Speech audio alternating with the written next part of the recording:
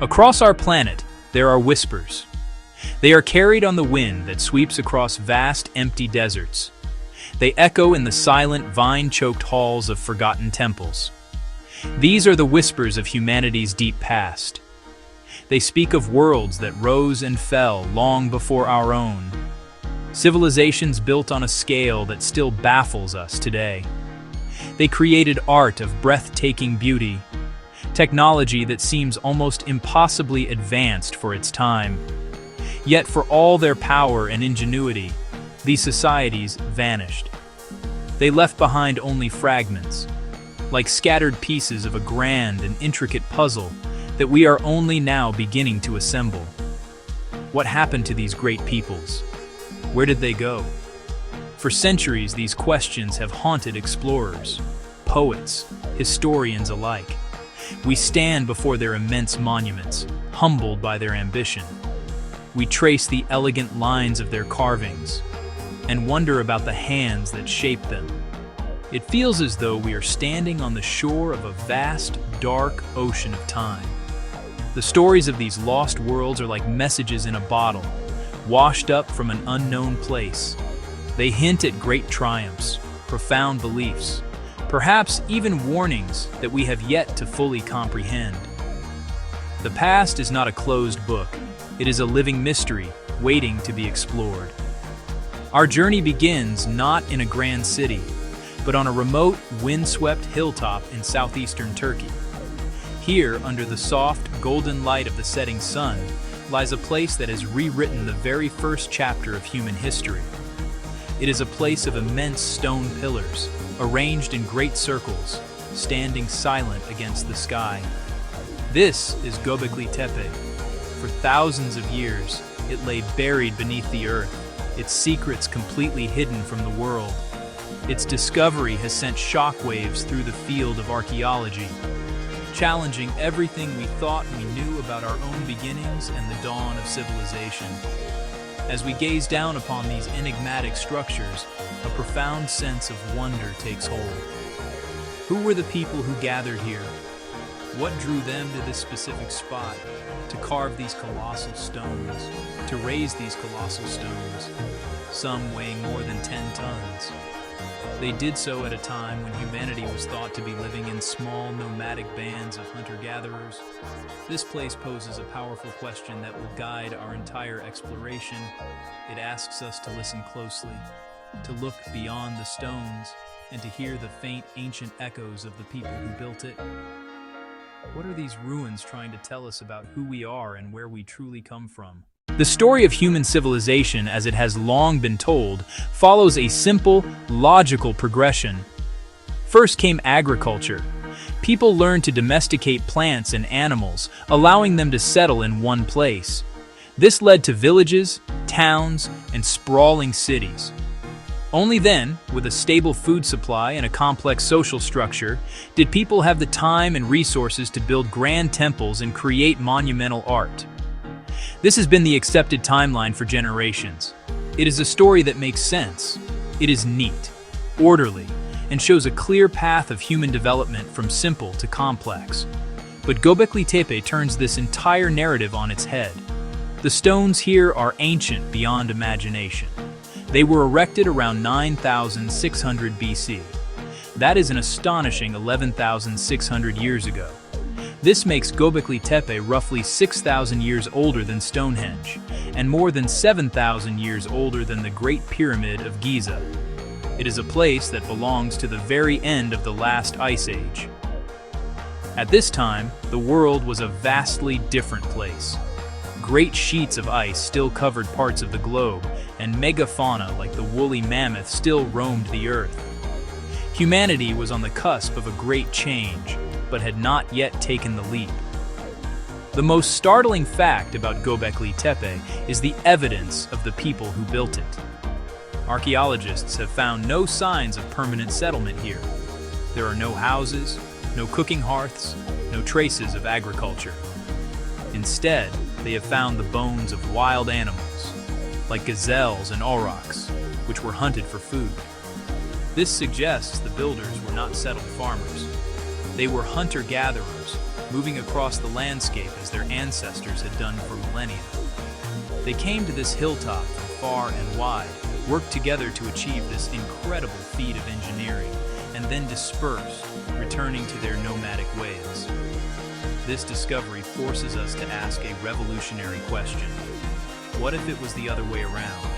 What if the desire to build something sacred, to create a shared place of ritual and meaning, came first? Perhaps it was the very act of coming together to construct this great temple complex that spurred the invention of agriculture. The need to feed the many hundreds of workers required to carve and move these stones may have been the catalyst that drove people to learn how to domesticate grains. It suggests that the temple did not come after the town. In a profound way, the temple may have created the very idea of the town. Our quest to understand these lost civilizations is much like a great detective story. The crime scene is the entire planet. The events took place thousands of years in the past.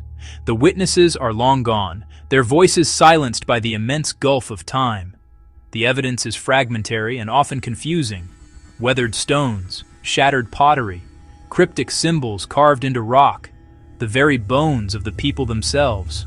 Our task: piece together these disparate clues, find the patterns, reconstruct the story of what happened.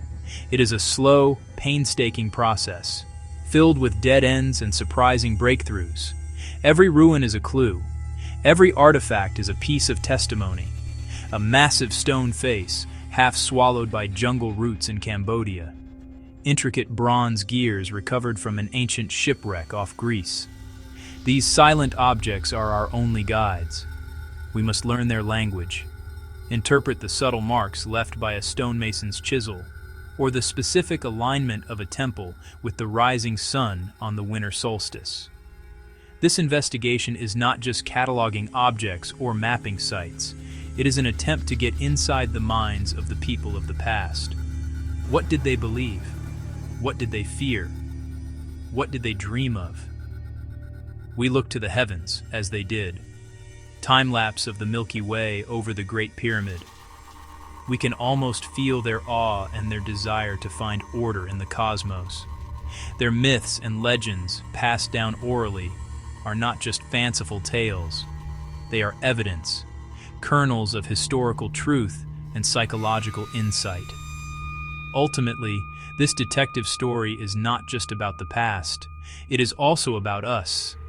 Searching for lost worlds is searching for a deeper understanding of ourselves. The human story, resilience, creativity, an enduring need to leave a mark.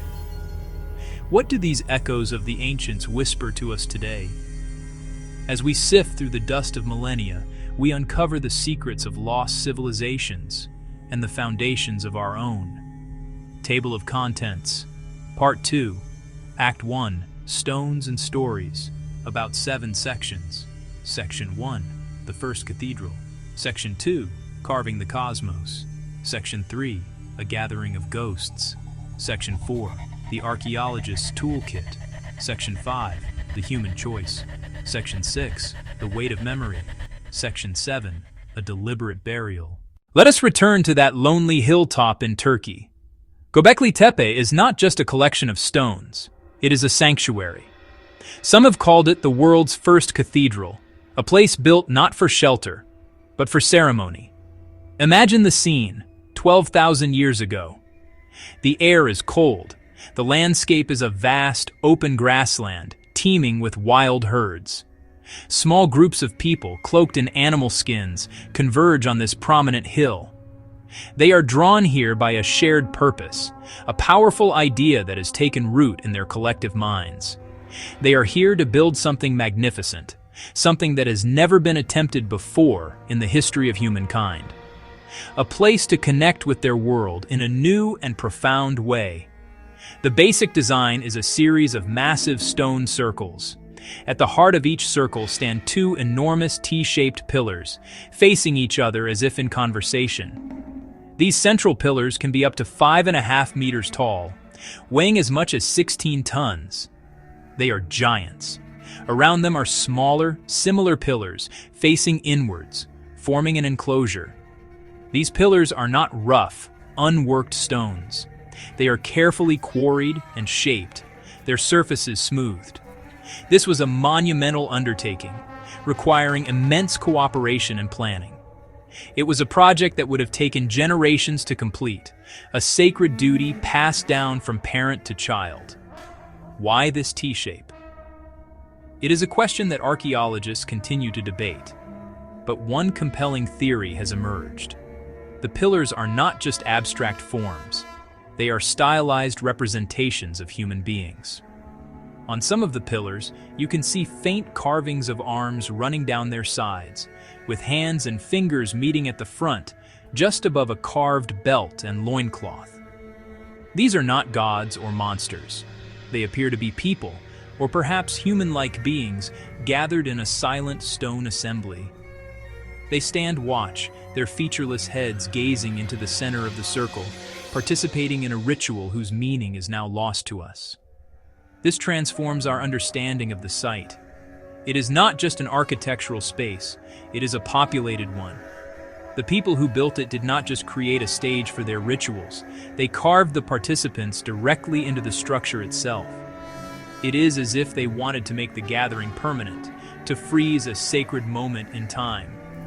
These stone figures would stand here forever, long after the flesh and blood builders were gone.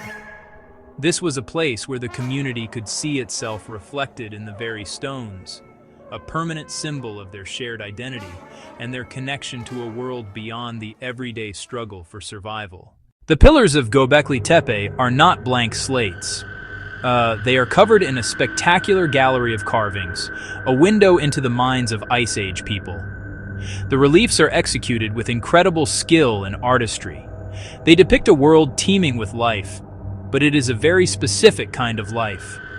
We see a menagerie of powerful and often dangerous animals: snarling foxes, long-legged cranes, wild boars with bared tusks, scorpions, spiders, writhing snakes crawling across the stone surfaces.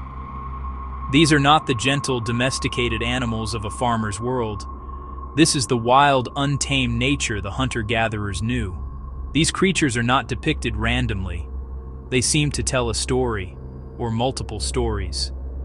A vulture on one pillar, a bird tied to death and consumption of the dead. A headless human figure on another, surrounded by animals. Depictions of myths, spirits, or shamanic visions. Some experts, like the late Klaus Schmidt, believed it was a center for a death cult. Perhaps bodies were exposed to the elements picked clean by vultures. Excarnation, before the bones were buried elsewhere. The level of detail is astounding. Segmented scorpion tails, feathers on a bird's wing, muscular tension in a predator's legs. Not graffiti, work of master craftspeople, lifetimes of skill. They understood the stone and brought it to life with simple flint tools. The choice of animals matters, not the common food animals. Creatures with powerful symbolic meaning, representing natural and supernatural forces. Imagine the scenes, thousands of years ago. By flickering firelight, the carvings seemed to move and dance. Shadows deepened the reliefs, animals leaping from pillars. The stories were recited, chanted, passed down through generations. A living textbook, a library of stone where the beliefs, fears, and mythology of a culture were recorded. The builders weren't just making a temple, they were carving their cosmos into rock for eternity.